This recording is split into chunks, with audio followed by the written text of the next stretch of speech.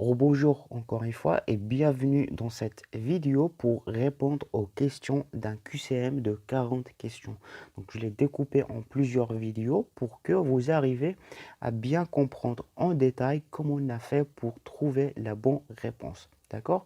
Donc on est arrivé à la 17e question. Donc la 17e question dit qu'est-ce que la valeur ajoutée? Donc la valeur ajoutée correspond à la valeur nouvelle créée au cours du processus de production, ou bien la valeur ajoutée représente la richesse créée au cours d'un mois par les ménages, ou bien la valeur ajoutée représente la valeur des biens et services achetés par les entreprises et destinés à être utilisés au cours du processus de production. La bonne réponse, c'est la réponse A.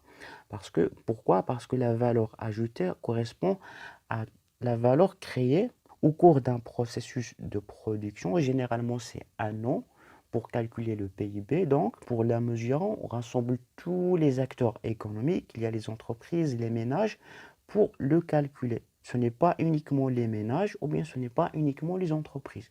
D'accord?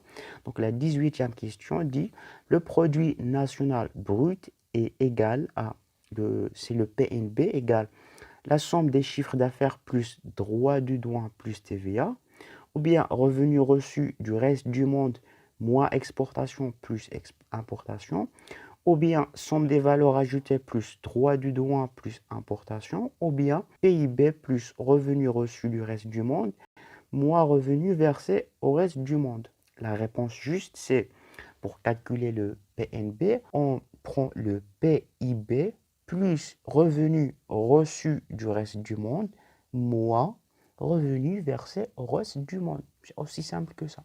19e question dit, le PIB représente la richesse créée au cours d'une année par les unités de production résidentes, ou bien il mesure les performances de l'économie en termes de qualité de vie, ou bien permet de prendre en compte l'usure du matériel utilisé par les unités de production. La réponse juste, c'est A, parce que le PIB, ça représente la richesse créée au cours d'une année, toutes les entreprises, toutes les unités de production résidant. Par exemple, au Maroc, le PIB marocain est calculé à travers toutes les entreprises résidant au Maroc, quelle que soit leur nationalité. D'accord? Donc, la 20e question dit l'oligopole est quand il y a seule entreprise, peu d'entreprises, beaucoup d'entreprises. La réponse juste, c'est peu d'entreprises. Donc, l'oligopole, ça veut dire que c'est une situation dans un marché quand il y a dans un marché très peu d'entreprises dans un marché. Je vous donne un exemple. Par exemple, pour le Maroc, un marché oligopole, c'est le marché de la télécommunication au Maroc.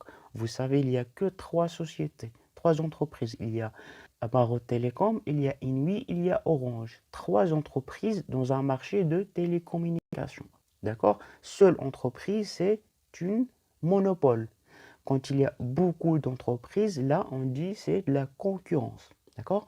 Donc, la 21e question dit, au niveau macroéconomique, de quoi dépend la quantité de travail disponible?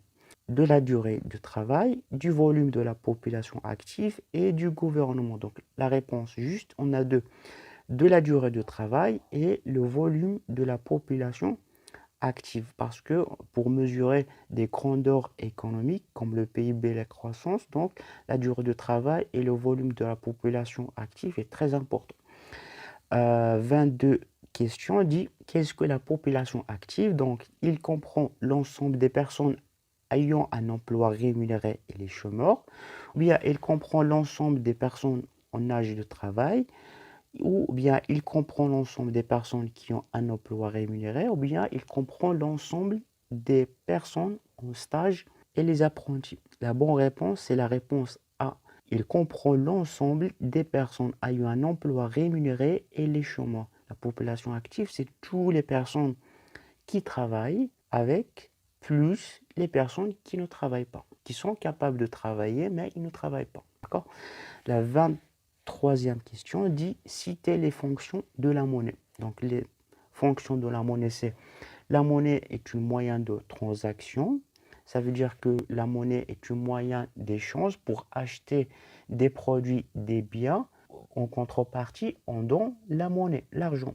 La monnaie est un moyen de précaution. Donc, précaution, ça veut dire on les garde. C'est pour épargner. Quand on a de l'argent, on va les garder, on va l'épargner, d'accord, pour acheter d'autres choses en futur.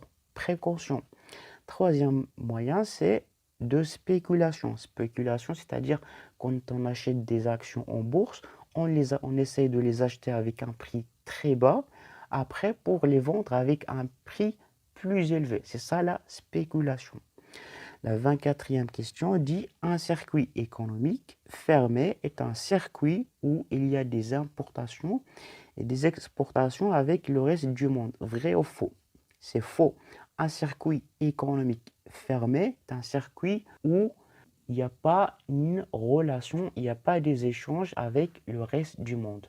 Par contre, un circuit économique ouvert, c'est là où il y a des exportations et des importations avec le reste du monde. D'accord? Donc voilà, on se retrouve dans la prochaine vidéo pour répondre aux questions qui restent.